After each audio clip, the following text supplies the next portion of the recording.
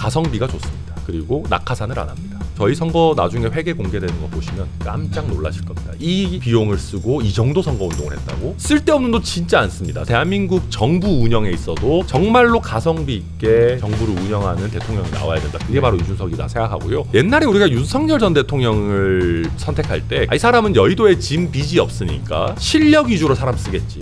이준석이 딱 그렇습니다. 이준석 옆에 사람 없다 뭐 어쩌고저쩌고 하는데요. 숫자가 그렇게 많지 않기 때문에 낙하산 챙겨줘야 될 사람도 별로 없어요.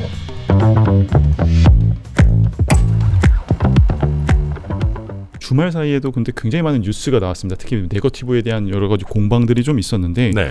뭐 몇 가지 꼽아보자면 유시민 작가의 좀 김문수 후보 배우자 관련 발언 네. 논란도 있었고 짐 로저스 그러니까 뭐 세계 그렇죠. 3대 투자자로 불리는 네. 짐 로저스의 이재명 후보 지지 선언이 뭐 했다 안 했다 네네네. 진실 공방도 있었습니다. 뭐 여러 가지 좀 의혹들이 있었는데 먼저 이 부분은 좀 이재명 후보에 대해서 어느 정도의 좀 영향을 줄 걸로 보시나요? 우선 첫 번째 유시민 그 작가의 발언은 저는 이재명 후보 아들의 발언과 결합해서 더 안 좋은 영향을 미치는 것 같습니다. 그러니까 결국 이준석 후보가 그 어떤 발언과 관련해서 이런 발언을 하는 사람 이거 어떻게 처리할 거냐, 이거 여성 혐오 아니냐라고 물었을 때 그 질문은 네거티브를 하자라는 것보다도 문재인 정부 때부터 계속 문제되어 온 내로남불. 그러니까 우리 사람은 무슨 나쁜 짓을 해도 챙기는 그 태도를 지적하고자 했던 것이거든요. 근데 유시민 작가를 대하는 태도에서도 그게 또 나왔습니다. 이재명 후보가 그런 얘기했죠. 부적절한 발언이긴 한데 본인이 사과했으니까 뭐 국민들이 용서할 거다. 근데 유시민 작가 사과 그거 엉망이었어요, 진짜. 그거 사과라고 할 수도 없는 수준이었거든요. 그거 보고 용서하는 국민이 누가 있겠습니까? 자기 편들밖에 없겠죠. 그게 내로남불 나오는 거고, 뭐 이재명 후보 아들 논란도 똑같아요. 제대로 사과 안 하고 처음에 거짓말해놓고 그냥 은근슬쩍 아유 뭐 자식 이기는 부모 없죠. 이런 태도가 저는 국민들의 공분을 살 거다라고 보고요. 그 다음에 짐 로저스는 이거는 생짜 그냥 거짓말이잖아요. 뭐 지금 짐 로저스 본인이 나는 한 번도 그렇게 지지한 적 없다. 이거 뭐 완전한 사기다 이렇게까지 얘기를 하고 있는데 그 발언이 나오고 나서도 아 뭐 서포트랑 인돌스의 개념을 헷갈린 것 같다느니 헛소리로 국민들을 현혹하려고 하고 있거든요. 그래놓고 선거 지나고 밝히겠다. 아니 자기들이 갖고 있는 자료가 있고 근거가 있으면 선거 전에 밝혀야지. 선거 끝나고 밝히겠다. 아니 문제 제기하는 쪽은 주고받은 이메일을 아예 밝히고 있잖아요. 자기들도 당당하면 그게 이메일이든지 위챗 기록이든지 왜 못 밝힙니까? 그러면 거짓말하는 거면 차라리 국민들한테 아 저희가 조금 과장했습니다. 죄송합니다. 그러면 되는 건데 끝까지 우기고 있잖아요. 그러면서 선거 이후에 이렇게 해도 우리는 이긴다. 이거 얼마나 국민들을 정말 무시하는 태도입니까? 저는 이런 것들이 이재명 후보에게 결국은 굉장히 악영향을 줄 거라고 생각하고 근데 동시에 이제 김문수 후보의 악재도 같이 막 윤석열 맞습니다. 대통령, 뭐 황교안 대표 막 터져버리니까 저는 양쪽에 다 답 없음을 느끼는 분들은 역시 이준석 후보로 와주셨으면 좋겠다 생각합니다. 말씀하신 대로 이제 민주당은 이제 또 반대로 국민의힘을 향해서 이제 리박스쿨 관련된 의혹이 또 주말 사이에 계속 쏟아졌습니다. 그래서 뭐 여러 가지 뭐 댓글 조작 의혹 막 여기까지 이제 번지고 있는데 이런 부분은 또 어떻게 좀 문제의식을 가지고 계신가요? 이거는 드루킹이 아닌 이상 솔직히 민주당이 기존에 하는 거에 비해서 그렇게 심하다고 할 수 있을지 잘 모르겠습니다.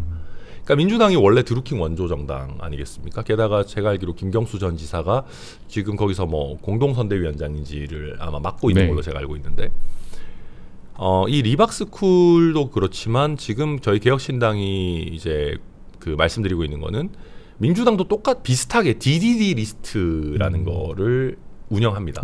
그렇게 해서 본인들에게 좋은 기사인지 나쁜 기사인지 뭐 댓글이 잘 달려 있는지 악플이 달려 있는지 뭐 이거를 몇 초에 한 번씩 클릭할 수 있는지 해서 댓글 화력 집중, 뭐 좌표 찍기 이런 거 하는 사이트를 갖고 있고 그게 자기들에게 우호적인 커뮤니티 사이트들을 막 연계해가지고 어마어마한 스케일의 이 여론 작업을 하는 게 드러나고 있거든요.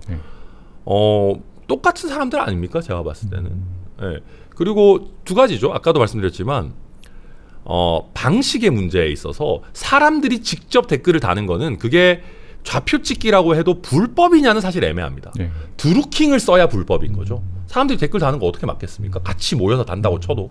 또 한 가지는 두 번째로 주체의 관점에서 공무원이나 뭐 국정원 직원 이런 사람들이 달면 불법이겠지만 민간인들이 모여서 단다 이러면 이게 불법이라고 단정할 수 있냐? 그냥 민주당도 그렇고 국민의힘도 그렇고 자기들의 어떤 지지층들이 극성 댓글 달기를 하고 있는 건 거거든요. 그래서 약간 저는 뭐 50보 100보 아닌가 생각하고 또 깔때기 토크지만 선거 마지막이니까요. 개혁신당은 이런 거에서 매우 자유롭다. 오늘 이준석 후보가 슬프게도 그런 얘기했더라고요. 아침에 그 채널 A 정치 시그널 나와가지고 우리는 이런 거 안 한다. 솔직히 할 돈도 없다. 그런 약간 선대위원장으로서 안구가 살짝 촉촉해지는 그런 얘기를 하던데 여튼 요약하면 민주당을 리박스쿨이라는 게 뭐 어마어마한 것이냐 지금 떠들지만 본인들도 똑같이 하고 있고 기존의 국정원 댓글 공작이나 드루킹이나 이런 것과는 제가 봤을 때 조금 다른 것 같다. 그렇게 평가합니다. 이번에 조기 대선인 이유도 있겠지만 사실 특히나 또 정책이 안 보였다. 이런 좀 평가들이 많이 나옵니다. 뭐 막판까지 또 네거티브가 이어지면서 더 그런 분위기로 가고 있는데 좀 이런 부분이 아쉽다는 유권자들의 평가도 있는데 여기에 대해서는 좀 어떤 의견이 있으실까요? 이런 말하면은 유권자분들은 좀 이상하게 생각하실 수 있겠는데 저는 제대로 된 네거티브도 안 나오지 않았나 생각합니다. 사실은 저는 이번 대선이 지난 대선에 비하면 네거티브가 적은 편 아닌가? 지난 대선 솔직히 대장동, 백현동 이런 걸로 뭐 TV 토론의 한 90%가 거의 대장동 얘기였던 것 같은데 이번에는 가뭄에 콩나듯 어쨌든 정책 얘기가 조금씩 나왔거든요. 그래서 뭐 그전 뭐 서울시장 선거 때 생태탕, 뭐 5만 거 이런 것들 생각해 보면 상대적으로 네거티브가 덜 부각된 선거 아니었나 하는 생각도 하고요. 그리고 저도 이제 TV 토론 같이 방송국 대기실에서 이렇게 보고 있는데 저희는 정책 질문을 던졌는데 이재명 후보가 답을 너무 이상하게 하니까 네거티브처럼 돼요. 이게 티키타카가 돼야 이게 정책 토론인데 뭐 예를 들면 그런 겁니다. 정년 연장 하겠다는데 그럼 청년 취업은 어떡합니까? 물어보잖아요. 당연히 할 수 있는 질문이잖아요. 정년 연장하면 예상 질문 1번이 청년 취업일 건데 답을 못 해요. 왜 이렇게 극단적이세요? 비관적으로 보세요. 이러니까 저희는 더 추궁할 수밖에 없죠. 답이 나와야 그러면 뭐 예를 들면 임금 피크제를 하면 이걸 어떻게 하고 내가 봤을 때 이게 더 낫고 이게 되는데 극단적이시네요 이래 버리니까 저희도 공격할 수밖에 없어요. 그래서 이재명 후보가 네거티브를 좀 만든 면이 있고 솔직히 그 이재명 후보 아들 발언도요. 권영국 후보가 민주노동당은 이런 발언 절대 허용하지 않습니다. 이제 이재명 후보 본인이든 뭐 가까운 사람이든 저희는 이런 발언, 여성 혐오 발언 절대 내로남불하지 않습니다. 이래버리고 이재명 후보도 저희도 결코 그런 거 온당하지 않다고 생각한다. 잘못된 발언이라고 생각한다. 그러면 저희도 그렇습니까? 그러면 예전에 문재인 정부 때 내로남불에 비해서 조금 나아진 면이 있는 것 같긴 한데 정말 엄격하게 대해 주십시오. 말만 그렇게 하지 말고 이렇게 훈훈하게 갈 수도 있는 거예요. 근데 그분들이 다 권영국 후보는 이재명 후보 한번 쳐다보더니 뭐 약간 애매하게 답변하고 이재명 후보도 답변 거부하고 이래버리니까 저희도 공격할 수밖에 없는 면들이 있어서 뭐 국민들께서 보시기에는 저희도 물론 저희 탓도 있겠습니다만은 이 제대로 된 정책 답변의 미비 또 답변 태도에 있어서 위선과 내로남불이 결국은 TV 토론의 전체적인 질을 좀 떨어뜨리지 않았나. 저희는 나름대로 정책 검증을 위한 좀 의미 있는 질문들을 하려고 노력은 했다. 그렇게 말씀드립니다. 알겠습니다.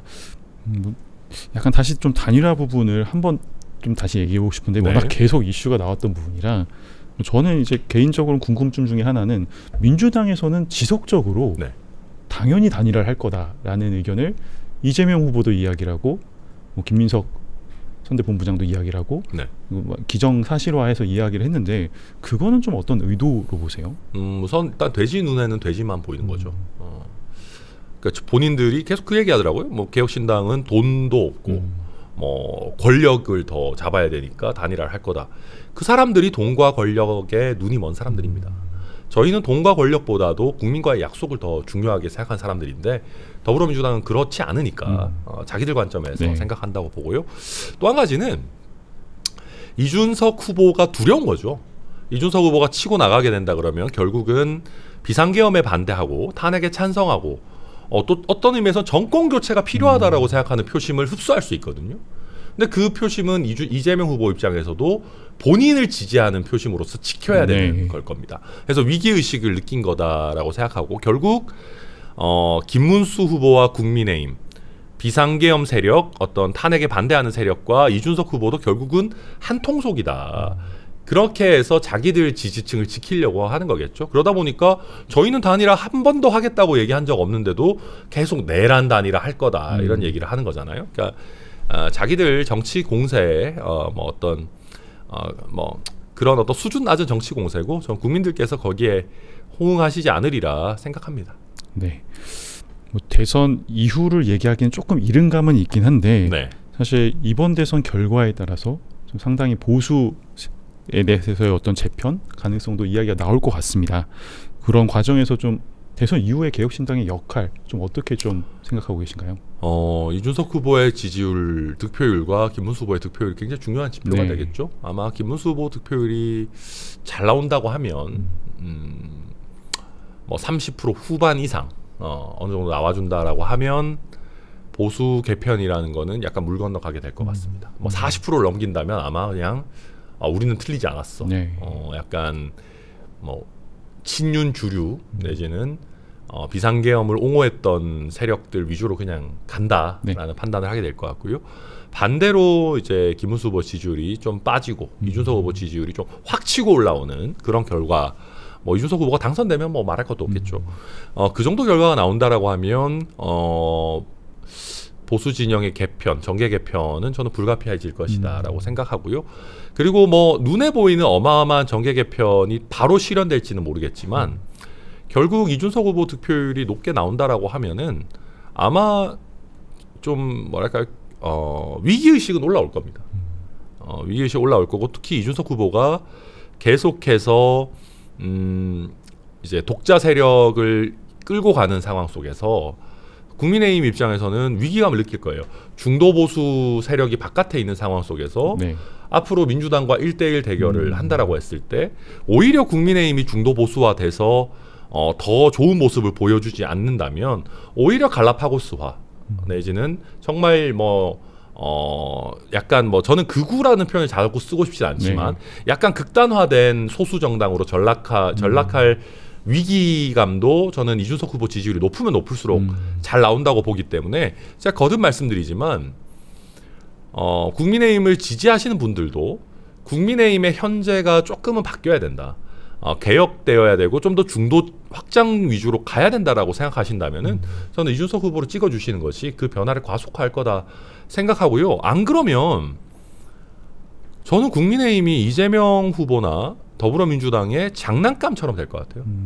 그냥 맨날 하는데 막 30% 중후반 받으면서 선거는 맨날 지고 그냥 더불어민주당과 이재명 후보한테 승리를 헌납해주는 패배 요정처럼 된다 그러면 더불어민주당은 정치하기 얼마나 쉽겠습니까? 그러면서 국민 눈치 안 보고 오만 나쁜 짓 하고 뭐 사법부 압박하고 무슨 동료 의원 제명이나 하겠다 그러고 그렇게 될 건데 그런 걸 막기 위해서라도 이준석이라고 하는 새로운 어떤 신진 세력, 대안 세력이 있다라는 거를 이번에 좀 보여줘야 더불어민주당도 약간 긴장도 하고 정신도 조금은 차리지 않을까 말씀드립니다.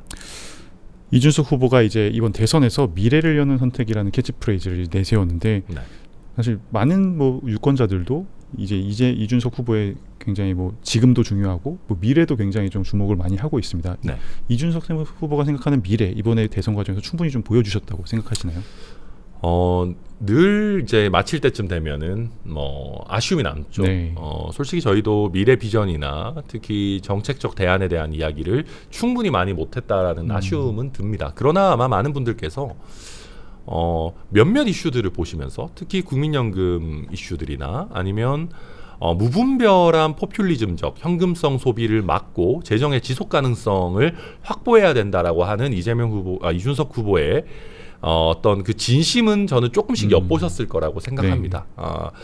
그래서 저는 이번 대선을 계기로 이준석 후보가 굉장히 의미 있는 정치인으로서 이미 확립됐다. 저는 그리고 특히 제일 앞서서 말씀드렸지만 거짓말 안 하고 단일화 안 한다 그러고 완주한다는 대로 갔잖아요. 저는 그러면서 이준석 후보의 대국민 메시지들이 앞으로는 더 큰 소구력을 가질 것이다. 그래서 저는 굉장히 의미 있는 성과를 거두는 대선이 된 것이다라고 이미 생각하고요. 뭐 당선되면 네. 더 좋겠죠. 네. 뭐 여기 보니까 무지개 햇살님께서 이준석에게 한 표 던지는 게 정말 미래를 위함이 맞다고 봅니다. 뭐 이렇게 댓글도 또 달아주셨네요. 네. 마지막으로 질문 하나 또 드리겠습니다. 네. 이제 선대위원장으로서 이준석 후보가 대통령이 되어야 하는 이유 설명 부탁드리겠습니다. 네, 두 가지입니다. 우선 가성비가 좋습니다. 그리고 낙하산을 안 합니다. 가성비가 좋다는 거는 저희 선거 나중에 회계 공개되는 거 보시면 깜짝 놀라실 겁니다. 이 비용을 쓰고 이 정도 선거 운동을 했다고? 이렇게까지 정말 예상을 깨는 우상향 흐름을 이 돈으로 만들어냈다고? 네. 쓸데없는 돈 진짜 안 씁니다. 저는 대한민국 정부 운영에 있어도 굉장히 중요한 것이 이재명 후보처럼 돈 펑펑 쓰고 국가 채무 늘어나도 된다가 아니고 정말로 가성비 있게 정부를 운영하는 대통령이 나와야 된다. 그게 바로 이준석이다 생각하고요. 또 한 가지는 옛날에 우리가 윤석열 전 대통령을 선택할 때 그런 생각이 있었어요. 이 사람은 여의도에 짐 빚이 없으니까 실력 위주로 사람 쓰겠지. 이준석이 딱 그렇습니다. 이준석 옆에 사람 없다 뭐 어쩌고저쩌고 하는데요. 뭐 핵심적인 사람 있기도 있지만 숫자가 그렇게 많지 않기 때문에 낙하산 챙겨줘야 될 사람도 별로 없어요. 저희는 실제로 굉장히 능력주의자인 이준석 후보답게 요소에 가장 뛰어난 사람을 쓸 것이다. 그게 대한민국이 지금 위기 상황에서 가야 되는 길 아니냐. 그리고 마지막으로 맨날 법조인들 서로 감옥 보내고 싸우고 이런 거 좀 그만하고 과학기술 패권 경쟁할 수 있는 40대의 이공계 대통령을 선택해 주십사. 아주 효율적으로 아주 공정하게 대한민국을 운영할 거다 말씀드립니다. 알겠습니다. 예, 지금까지 천하람 개혁신당 선대위원장 모시고 얘기 나눠봤습니다. 오늘도 말씀 감사합니다. 감사합니다. 네.